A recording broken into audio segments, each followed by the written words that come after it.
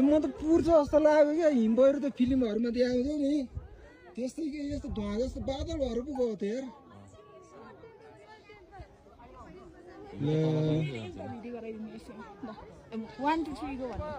होइन क्या यो लाइभ सकेपछि नै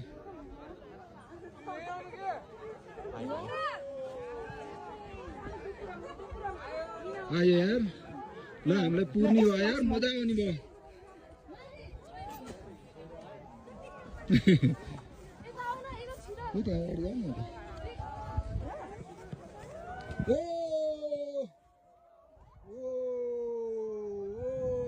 हामीले पुर्न ल पुर्यो पुर्यो पुर्यो पुर्यो पुर्यो पुर्यो पुर्यो